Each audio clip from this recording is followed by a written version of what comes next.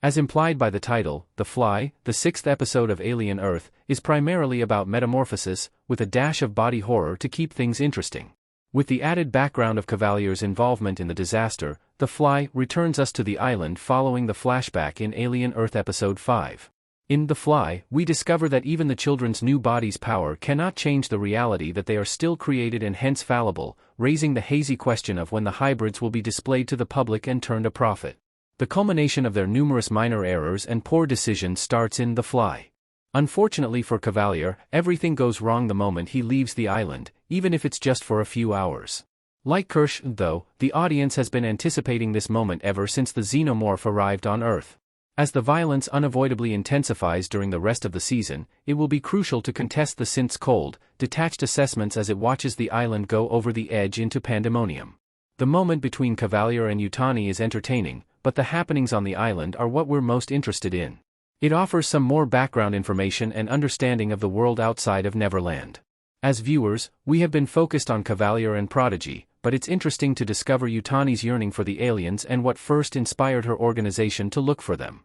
Their encounter effectively contrasts Kirsch's choice to let the episode's events unfold naturally with Cavalier's haughtiness and unbridled conviction that he controls the strings. It's unknown what his ultimate objective is, however it's possible that Kirsch shares Cavalier's feelings but lacks the complex human emotions that lead to mistakes. Kirsch was a scientist by design, and the evolution of the Xenomorph may be his most successful experiment to yet. The distinction between fate and cause and effect is hazy, as it is in the Alien series.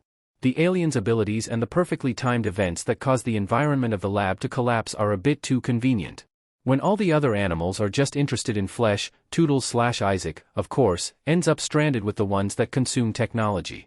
The timing of Arthur's firing makes him irresponsible enough to enter the lab by himself, making him the perfect target for Slightly to exploit because no one will notice his absence. Nib's memory erasure, the reason for this dismissal, makes Wendy doubt Prodigy's motivation and provides Hermit with the opportunity he needed to escape the island. These incidents might not have any significance on their own, but taken as a whole, they represent the reasons and methods by which the Xenomorphs will always get away.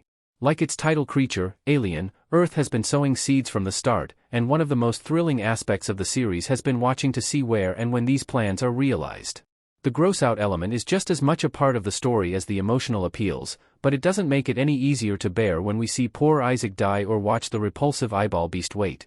Even though Wendy is being made aware of Prodigy's corruption following Nib's treatment, it is unlikely that she will pick him up and go with him, therefore Hermit's naivete will soon come crumbling down around him.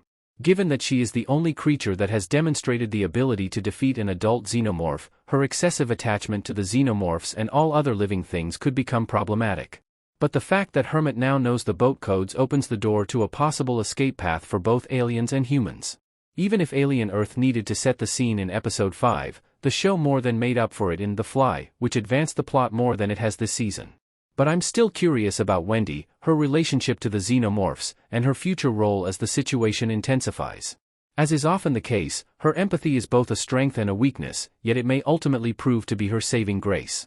Wendy is correct when she zooms out and considers the animals in the framework of evolution, yet we are eager to agree with Hermit on the nature of the xenomorph due to the viewer's background. Wendy finds herself identifying with the objects in the lab since they are novel, being tested, and definitely harmful. With 2 episodes remaining, we know that Alien Earth is preparing her for a significant part in the story's conclusion, which is quickly approaching. Even while the next action is thrilling and could provide us with some of our most gory scenes to far, Alien Earth has to provide us more insight into Wendy's world before she must make the decisions that lie ahead. Thank you for watching.